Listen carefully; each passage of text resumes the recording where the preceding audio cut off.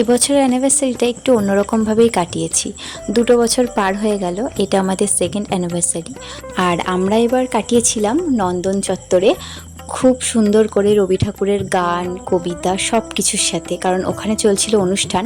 আর আমরা দমদমে নেমে মেট্রো ধরে চলে গেছিলাম নন্দনে। আমি এর আগে কখনো নন্দন যাইনি, যদিও আমার বর গিয়েছিল এর আগে, কিন্তু আমার কোনোভাবেই যাওয়া হয়নি কখনো। তো বরের হাত ধরেই আমার সবকটা জায়গা ঘোরা, বিয়ের আগে থেকে শুরু করে পরে সবকটা সুন্দর সুন্দর জায়গা, কলকাতার প্রত্যেকটা জায়গা আমাকে নিজে হাতে ধরেই ঘোরানো। আর এটাও আমার কাছে প্রথম, তার সাথেই ঘোরা। এখানে আসার পরে আমার প্রচণ্ডই ভালো লাগছিল, কারণ এখানে আসার পর যখন দেখলাম যে চারিদিকটা এত সুন্দর করে সাজানো, আর তার উপর রবি ঠাকুর বলে কথা, যা আমার যখন খুব কষ্ট হয় বা আনন্দ হয়, যে কোনো অনুভূতিতে আমার রবি ঠাকুরের গান শুনলে নিজেকে অনেকটা শান্ত মনে হয় বা অনেকটা হালকা মনে হয় নিজেকে।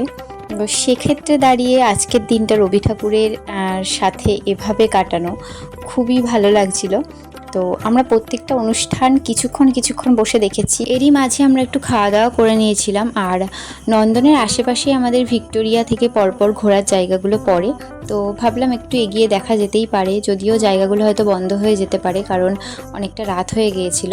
ভিক্টোরিয়ায় হেঁটে যাওয়ার জন্য যে রাস্তাটা আছে, রাস্তাটা কিন্তু অনেকটাই সুন্দর। যদি দিনের বেলা হতো অনেক সুন্দর দেখাতে পারতাম যে রাস্তাটা কত সুন্দর, দুপাশ দিয়ে হেঁটে যাওয়ার জন্য অনেক সুন্দর একটা রাস্তা। তো যাই হোক, আমাদের তো আর দিনের বেলা আসা হয়নি, তো রাত্রেবেলা একটু হাঁটলাম, হেঁটে দেখলাম ভিক্টোরিয়াও বন্ধ হয়ে গেছে। তো আমরা এখানে কিছুক্ষণ দাঁড়ালাম, সবাই এখানে বাইরে দাঁড়িয়ে ফটো তুলছিল, আমরাও কিছুক্ষণ দাঁড়ালাম, দাঁড়িয়ে বাড়ির দিকে রওনা করলাম। হাতে বেশ কিছুক্ষণ টাইম ছিল, সেই জন্য স্মার্ট বাজারে ঢুকেছিলাম। আর কালেকশানগুলো আমার খুবই পছন্দ হয়েছিল, এরপর আসলে অবশ্যই আসবো। আর এরপর ট্রেনে করে আমরা সোজা গোবরডাঙ্গায় নামি, ওখান থেকে কিছু খাবার দাবার কিনে নিয়ে সোজা বাড়ির দিকে রওনা করি। বাড়িতে গিয়ে খাবার দাবারগুলো একটু সাজিয়ে গুছিয়ে নিলাম। আর এবছর অ্যানিভার্সারিটা আমাদের এভাবেই কাটলো।